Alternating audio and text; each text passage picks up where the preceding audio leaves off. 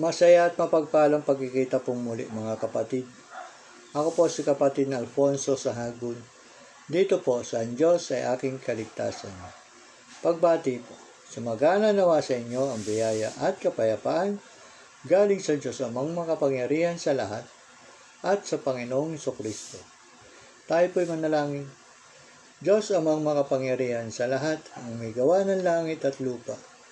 Manaming lahat sa pamamagitan ng pangalan ng Panginoong Jesucristo, ang Hari ng mga hari, ang Panginoon ng mga Panginoon, ang Diyos ng mga Diyos, ang Diyos ng kaluwalhatian, ang nag-iisang banal, ang dakilang Diyos. Naririto po ako muli sa iyong harapan at paanan, O Diyos, nakikiusap na ako ay pahiramin mo ang iyong katalinuhan at buksan mo ang aking puso at kaisipan upang ganap kong maunawaan ang iyong mga banal na salita na aking binabahagi sa iyong mga nilalang.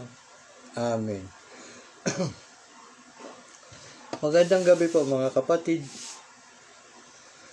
Ako po ay broadcasting from Bacoor, Cavite. Dito po sa Bacoor, Cavite. Through the courtesy of Facebook. Salamat sa iyo, Facebook.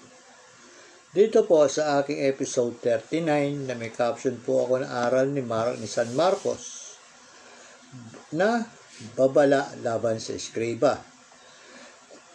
Ito po ang ating matututunan kay Marcos po, chapter 12, verse 38. Patuloy po muna tayo hanggang 40.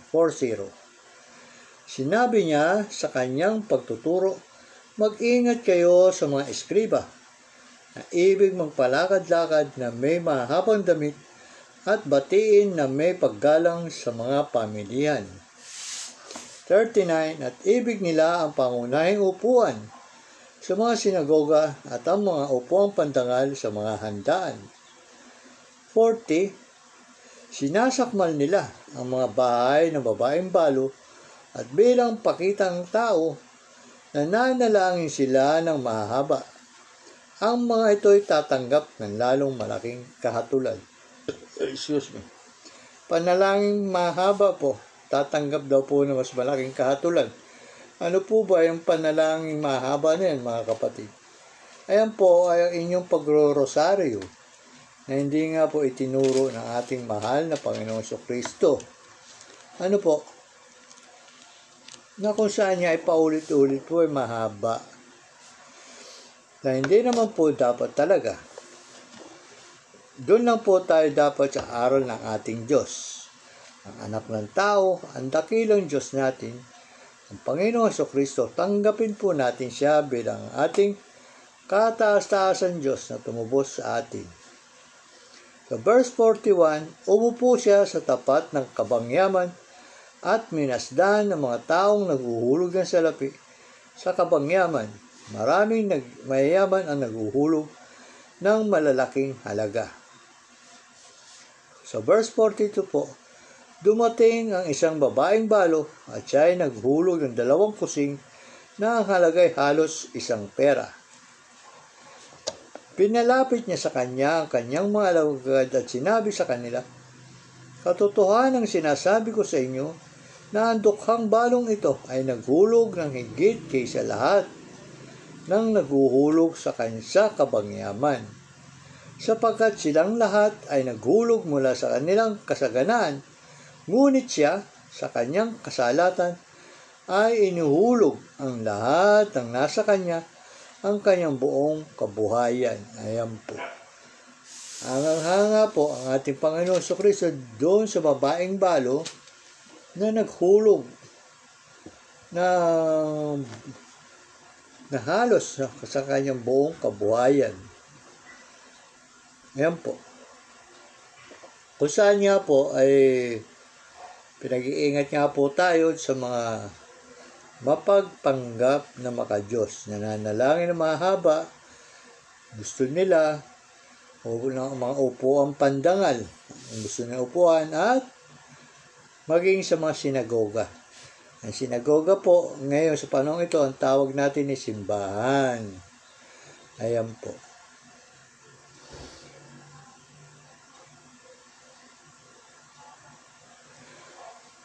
Sa chapter 13 po, verse 3, samantalang siya ay nakaupo sa bundok ng mga olibo sa tapat ng templo, tinanong siya ng lihim ni Pedro, Santiago, Juan at Andres. Sabihin mo sa amin, kailan mangyayari ang mga bagay na ito at ano ang magiging tanda kapag malapit nang maganap ang lahat ng mga bagay na ito. Sa chapter 13 pa rin po, verse 5, patuloy po hanggang 8. Si Jesus ay nagsimulang magsabi sa kanila, mag-ingat kayo na baka mailigaw kayo ng sinuman. Maraming darating sa aking pangalan na nagsasabi, ako siya. At maililigaw nila ang marami. Ayan po.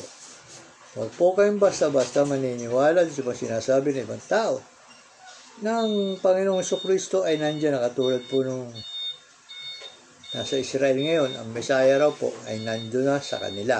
Ano po? Meron mo kaming isang kakilala dito sa Facebook na di umano ay meron siyang banal na Espiritu ng Diyos at nagbitaw ng salita na darating daw ang ating Panginoon Jesucristo ngayong November. Kawawa naman po ang babaeng ito. Ibang espiritu po ang umaalipin sa kanya. Kawawa naman po. Kaya po sana ay maipanalangin natin ang babaeng ito. Hindi ko pwedeng sabihin ang kanyang pangalan.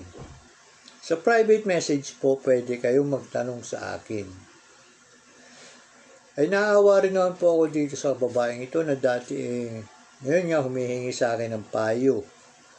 Later on, wala na. Tapos, ang sinabi nga niya sa akin ay meron na raw siyang banal na Espiritu ng Diyos. Pero iba't iba po ang kanya nagiging sinasabi. Itong pinakabago, mga mahigit na yata 1 month, na darating nga raw ang ating Panginoong Jesucristo ngayong November. Mabuti pa siya, nalalaman niya ngayong November darating, samantalang ang Panginoong Jesucristo mismo, hindi niya alam kung kailan siya muling padadala dito ng ating Ama upang bawiin niya ang sanlibutan kay Satanas. Sa verse 7 po, patuloy hanggang 8, subalit kapag nakarinig kayo ng mga digmaan at ng mga bali-balita ng mga digmaan, huwag kayong mabahala. Ang mga bagay na ito dapat mangyari, ngunit hindi pa iyon ang wakas. Ayan po. Sapagkat maghihimagsik ang bansa laban sa bansa, at ang kaharian laban sa kaharian, at lilindol sa iba't ibang dako. Magkakaroon ng taggutom. Ang mga ito'y pasimula lamang ng paghihirap. Ayan po. Kasi po rin, marami ding mga ngaral na sinasabi mauuna daw ang rapture.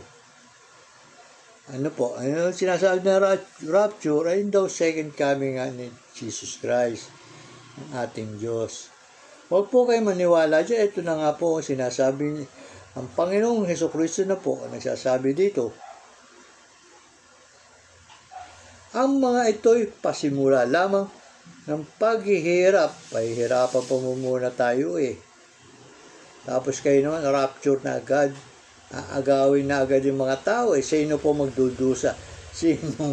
Sino ang daranas ng paghihirap?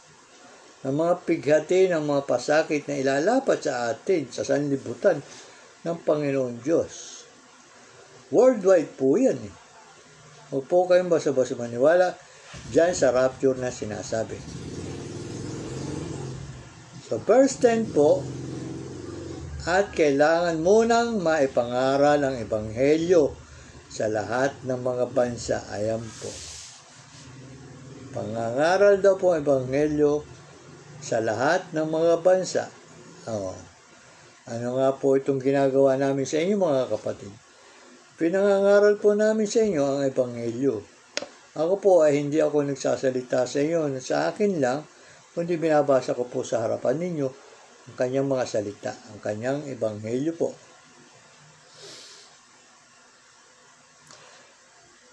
So verse 13 po, kayo na may kapopuotan ng lahat dahil sa aking pangalan, ngunit ang makapagtiis hanggang sa wakas ay siyang maliligtas. Sa verse 14 po, ngunit kapag nakita ninyo ang karumal-dumal na paglapastangan na nakatayo sa dakong hindi niya dapat kalagyan, ang binabanggit dito po ng ating Panginoon Diyos ay ang Antikristo, na magsasalita nga po ng kalapastanganan against the rightful authority, the rightful God. Magpapakilala siya na siya si Jesus. Ano po kayo maniniwala dyan? And close in parenthesis po ito, unawain ng bumabasa. Kung magkagay, dapat nang tumakas sa mga bundok ang mga nasa Judea. Ayan po. Kaya po pinapatakas na sa bundok, pumunta na raw tayo ng bundok, kasi po, ang Antikristo po, pasasambahin ka sa kanyang larawan. Nabibigyan naman buhay ng dyablo ang kanyang larawan. Hindi ko po masabi kung literal na larawan yung makakapagsalita. Ano po? O image niya po ito eh. Ngayon, bibigyan niya kayo ng tatak sa noo at sa kamay. Yan po tatak ng Antikristo.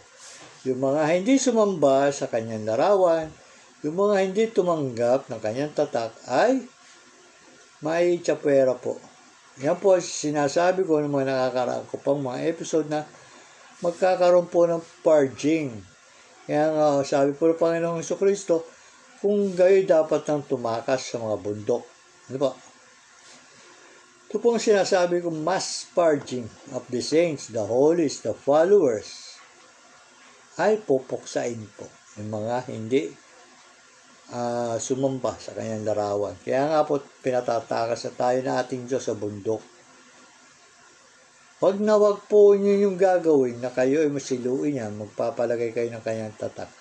Maliligtas ang inyong katawan lupa, pero ang inyong pong kaluluwa, wala na pong bawian, wala na kaligtasan. Sa verse 17 po, patuloy muna tayo hanggang 20. Kahabag-habag ang mga nagdadalang tao at ang mga nagpapasuso ng mga sanggol sa mga araw na yun. Subalit ipanalangin ninyo na ito'y huwag nawang mangyari sa taglabi. Verse 19, sapagkat sa mga araw na yon ay magkakaroon ng kapighatian. Ayan po. Mga araw, kapighatian. Ito nga po'y parusa sa atin na ang gayo'y hindi pa nangyari buhat sa pasimula ng paglikha na nilalang ng Diyos hanggang ngayon at hindi na mangyayari kailanman. Isang beses lang po pala tayong papahirapan ng ating Diyos. Hindi na raw po mangyayari kailanman. Ngayon po, sa verse 20 po, at malibang paikliin ng Panginoon ng mga araw, walang taong makakaligtas, ngunit dahil sa mga hinirang na kanyang pinili, pinaikli niya ang mga araw na iyon. Sa inyo po, kahit kanyang mahinirang magdurusa, tapos kayo naman rapture dito, rapture doon. Huwag po kayo maniwala dyan mga kapatid. Kasi kaya po sinasabi nito mga bula ang mga ngaral na kayo dito, para kayo umanib sa kanila. Pag anib ninyo, ayan, magkaambag na kayo ng tithes. Yun lang po ang target nila sa inyo. Ang target po nila, yun yung tithes, sa hindi po nila pakay ang iligtas sa inyong kaluluwa. Kung gusto na iligtas ay ang kanilang tiyan. Panginoon po nila ang kanilang tiyan. Yan po. So, kung saan, hindi na baling mahulog kayo sa impyerno kasama yung mga bula ang mga ngaral na ito. At ganun pa rin po mga kapatid. Huwag po kayo maniniwala dyan sa doktrina. Evil po yung doktrina. Kasi po, kinakalakal nila ang Diyos eh. Babasahan kayo ang mga salita ng Diyos. Di umano, ito ang dapat yung gawin base sa Biblia. Di umano, ito ang hindi nyo dapat gawin base sa Biblia. Tatapos-tapusan na yung pag-aambag ninyo na kinakailangan daw regular kayo mag-ambag sa kanila, sa Kanya. Pagka hindi kayo nakapag-ambag ng regular, matitiwalag daw kayo. Ano po talaga ang pakay sa inyo? Kundi yung inyong ambag. Hindi po yung inyong kaluluwa, hindi. At wala pong relihiyon na makapagliligtas sa inyo. Wala.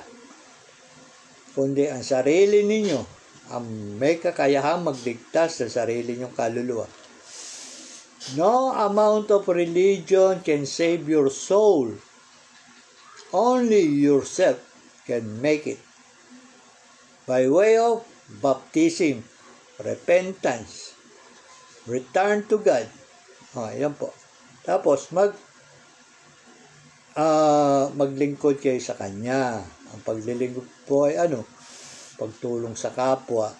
Panalangin po ninyo yung mga nakikita ninyo mga naghihirap, yung mga nasa kalye. Bigyan ninyo sila ng konting pagkain. Yan pong konti na yan, magiging marami yung pogi points kay God the Father. Dahil yung isa niyang anak, nabigyan mo ng konting pagkain, nabawasan yung kanyang paghihirap ng gutom. Dahil sa ibinigay niyong pagkain. Yun po yun. Malaki yung pogi points yan. Huwag po kayo maging madamot sa kapwa ninyo. Ang Diyos po naman, hindi naman po madamot sa atin. Di po ba? Naging madamot po ba sa inyo ang Diyos? Ayan. Humihinga kayo, nagsasalita, kumakain, tatrabaho. Tapos kayo naman, hindi nyo man lang mapasalamatan si God. Ang pinapasalamatan yung mga rebulto. Pagka kayo nakapasa sa mga government exam, sabihin nyo, ay magsimba tayo, magpasalamat tayo sa ganito. Ay sino pinagpapasalamatan? Si Satanas. Hindi ang Diyos. Tapos, sabihin niyo, pagka kayo may dinaramdam na, ayan, mali pa rin yung pamamaraan ng iba. Sa rebulto kayo hihingi ng tulong, ay naku po. Kaya nga po sinabi yung rebulto, ay walang silbi. Tapos sasabihin niyo, image ni God. Bakit? Nakita niyo po ba si God? Sabihin niyo nga sa akin, kung nakita niyo siya, sabihin niyo yung image. Image ni Satanas yan. Sa mga sinagoga na yung sinasabi, mga simbahan na yung punong-puno ng demonyo. Ang dami ninyong Diyos eh. Hindi mabilang. Kami po, isa lang ang Diyos namin. Isa lang pananampalataya namin. Isa lang bautismo. Yan po sabi ng Diyos. One God, one faith, one baptism. Kayo po kasi sa inyo, many gods, different faiths, no baptism at all, no true baptism at all. Ayan, ganyan kayo mga pagano. Tapos pagka kayo natutulig sa galit, dapat mo kayo tulig sa inyo. Nagliligaw kayo kasi ng marami. Sabihin nyo, nakikialam. Tama, wala akong pakialam sa inyo. Pero ang Panginoon Kristo may pakialam sa atin lahat. Kahit nga kay Satanas, may pakialam siya, parurusahan niya, ihuhulog niya rin sa apoy. Kaya nga po sinabi ko sa inyo lahat eh. May pakialam siya sa atin lahat. Kahit yung mga demonyong sumama kay Lucifer, yung mga anghel na sumama sa kanya, parurusahan din po lahat. Wala pong makaliligtas. Wala. Kahit saan kayong lupalop magtago, wala. Sa verse 21, pupatuloy muna tayo hanggang 23. Kung may magsabi sa inyo, narito ang Kristo, o tingnan ninyo, naroon siya. Huwag ninyong paniwalaan. Ayan po yung nangyayari ngayon sa Israel. Nandun na raw Kristo, ang Mesaya, nasa kanila na. Ngayon, nawala na po yung balita. Sinusundan ko yung balita niya sa YouTube. pagka inalis muna nila. Sabi ko, ganun, andyan na si Jesus Christ. Iba po palang Jesus yung dumating sa kanila. Nagko-contact na rin po ng mga kababalagan dun. Nagpapagaling na rin.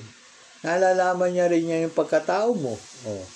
Ayan po ay mga sign ng panliligaw. Papapaniwalain kayo sa kanya. Ingat po kayo. Isa lang po kaluluwa natin mga kapatid. Isa lang. Walang reserba. Sa verse 22, maglilitawan ang mga bulaang Kristo at ang mga bulaang propeta at magpapakita ng mga tanda at mga kababalaghan. Kaya sabi ko lang po, yung nasa Israel ngayon. Upang mailigaw nila pumari ang mga hinirang. Ngunit mag-ingat kayo. Pinagpauna ko nang sabihin sa inyo ang lahat ng bagay. Ayan po. May forewarning po si Jesus Christ. Pinagpaulan na raw niya sinabi sa atin ang lahat ng bagay. Ang Panginoong Kristo po na isasalita dito sa mga sinulat na ito ni Marcos. Ano po? So, verse 24 po, ngunit sa mga araw na yon, pagkatapos ng kapighatiang iyon, magdidilim ang araw at ang buwan ay hindi magbibigay ng kanyang liwanag. 25, at malalaglag ang mga bituin mula sa langit, at mayayanig ang mga kapangyarihan sa mga langit. Multiple po pala ang langit. Ano po? Ito po, sa mga langit.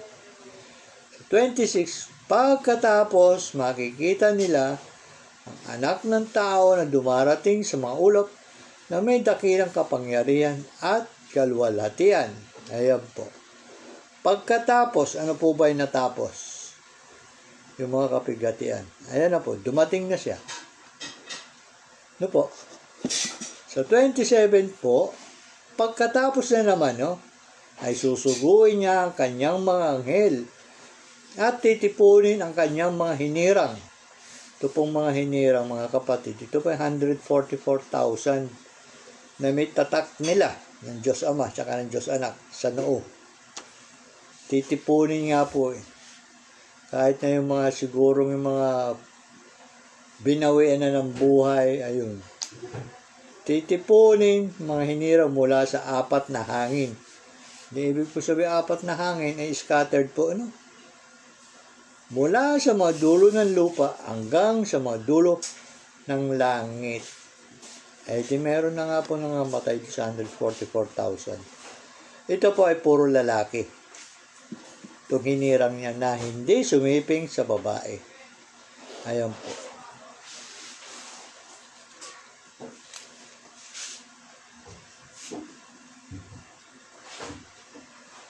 So, verse 30 and 31 pa rin po ng chapter 13, 13 ng Marcos.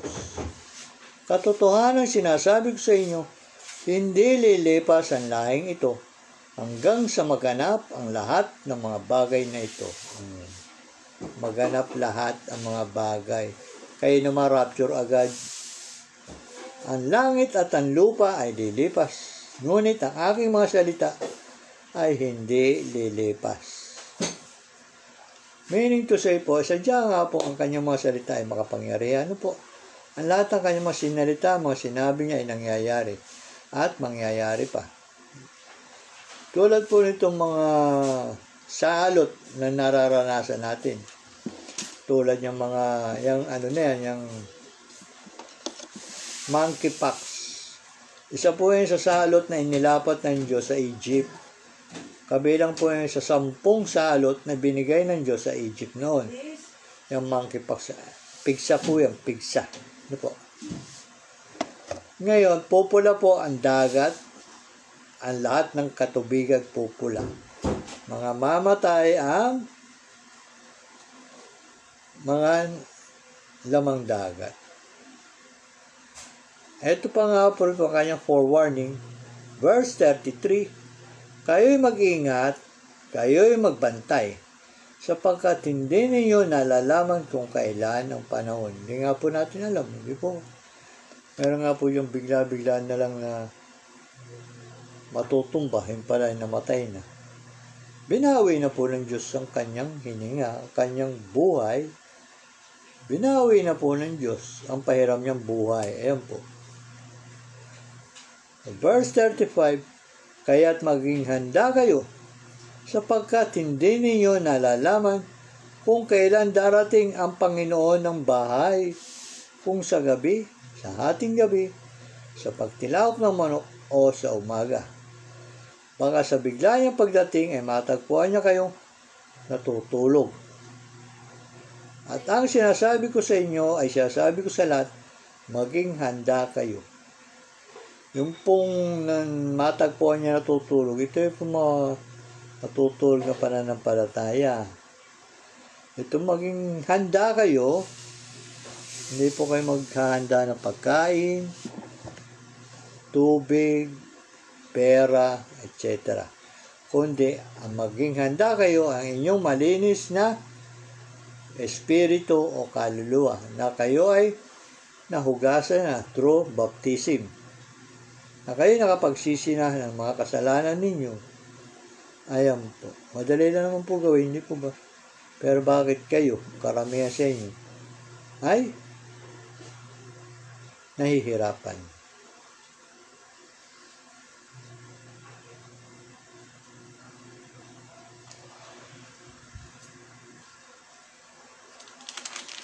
Paano na nga po kung kayo ay madat na ng Diyos na natutulog? Ay wala na po. Kasi pagka sinabi niyang madat na kayo natutulog, babawian na niya kayo ng buhay. Sa verse 38 po ng chapter 14 ng Mateo, ay ng Marcos, manatili kayong gising at manalangin upang huwag kayong pumasok sa tukso. Tunay na ang espiritu ay nagnanais, ngunit ang laman ay mahina. Ayan po. Sa kahinaan po ng laman na dadama ang espiritu, alam niyo na po ibig sabihin ng kahinaan ng laman, di po ba? Kung natutukso kayo sa mga laman na pagnanasa. Kaya nga po sabi niya, katotohanan sinasabi ko, marami ang patungo sa kapahamakan, kakaunti ang maliligtas. Ano po? Ngayon po,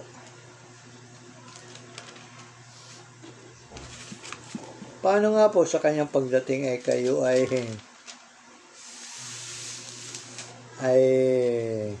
hindi pa po nakapagsisi?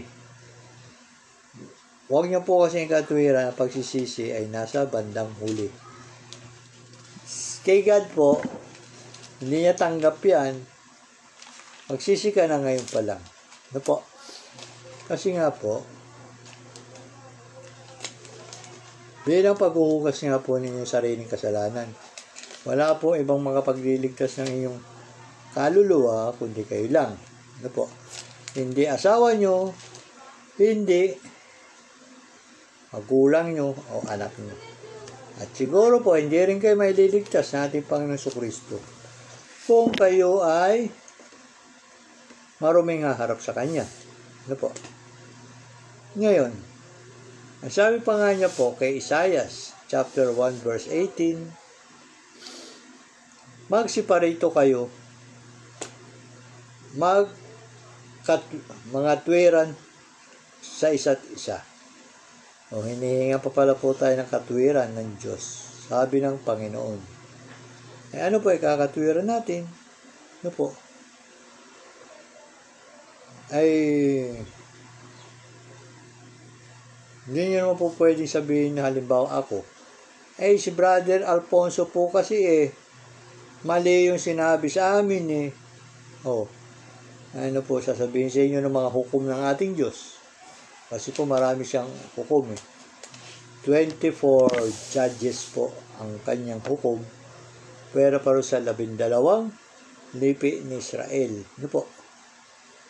Sasagutin po kayo na nasa iyo ang kautusan. Hindi mo tinupad. Kaya wag po kayo mag-pointing,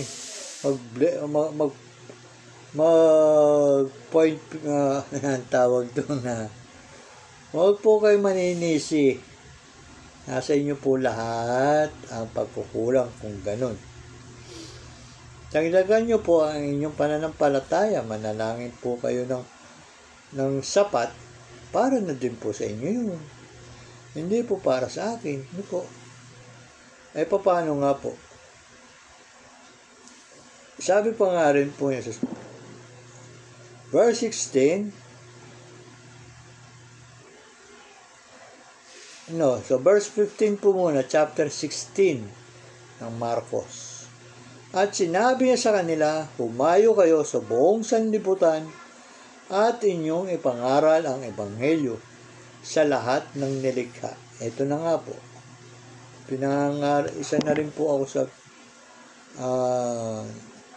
nangangaral sa inyo, pero ito po ay base po dito sa binabasa ko, no? Hindi po ako gumagawa ng sarili ko. Aral, mahirap po yan.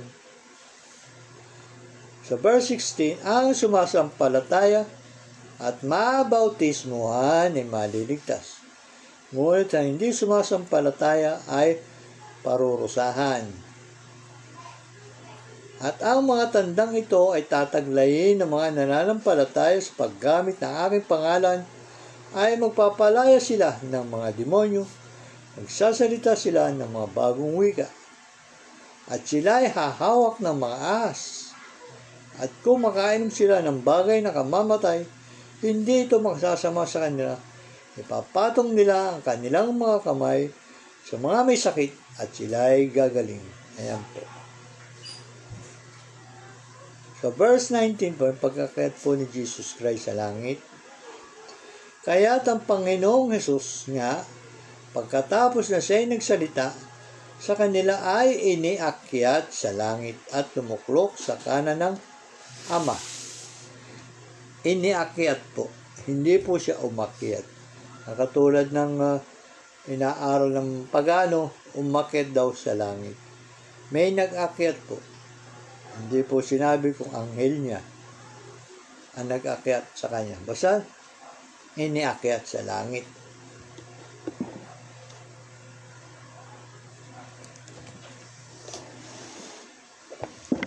Tayo nga po mga kapatid ay nasa yugto na ng ating panahon na mahirap nang mamuhay ng payapa. Ano po, lagi kayong aandap-andapan yung pag-iisip sa inyong kaligtasan.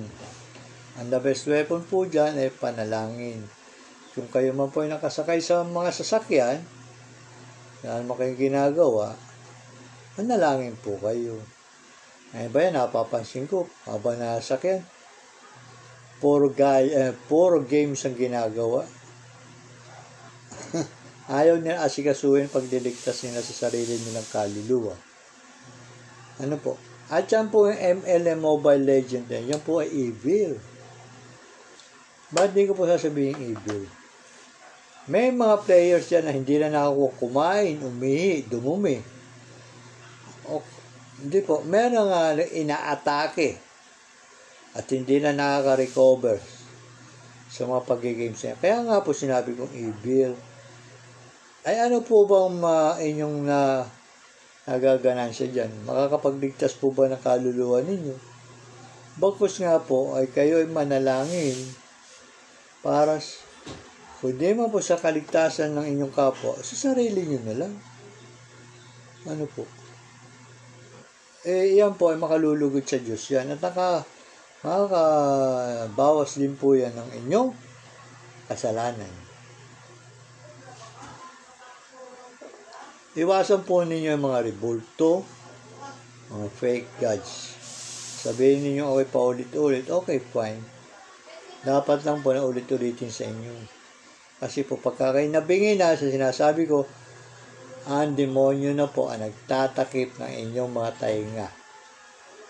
Yan po, tanggapin po ninyo ang salita ng Diyos na bawal niya.